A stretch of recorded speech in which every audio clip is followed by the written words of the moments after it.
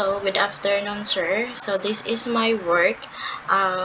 First, the activity was that lab exercise, data setup, and table creation in WAMP server. So, first, you have to do is install the WAMP server here, given in your instruction. Then, step 2, pag hamanan mo siya o ka ng download and install is open mo siya, and first thing nga mo gawa sa is login form, which is kani ibutang nimo siya.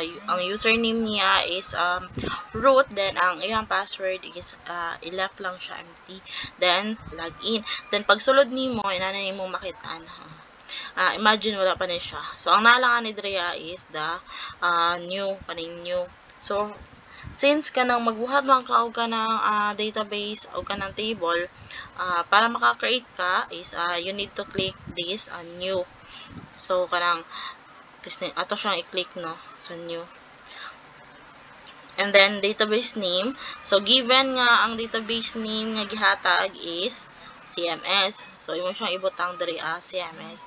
So since na naman CMS, bawal naman siya mag-doble-doble. So ato na siyang ibutang CMS 11 na. Then create. So dara naka-create na tag CMS 11. So para maka-create ka og kanang table niya, so i-click na nimo siya and then table name. So sa given nga gihatag nimo, sir, tara. Okay, wait.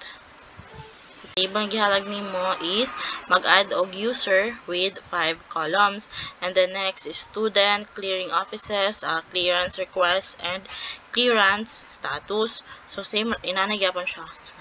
So, same sa akong gibuhat. First, nag-create kog CMS, which is ang given nga database.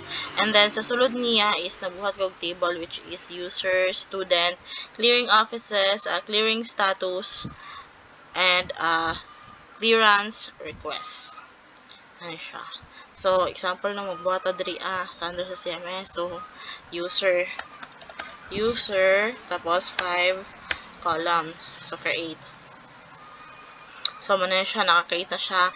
Yung given there sa example is dapat ang table nga na-create nimo is kani. Sundugon lang ni siya. Kaning gipatag. User ID, full name, username, password, type. Same magyapon na siya anto diri sa last, which is ang clearance status. So, wala na siya. Follow lang tong mga steps na gihatag. Ana.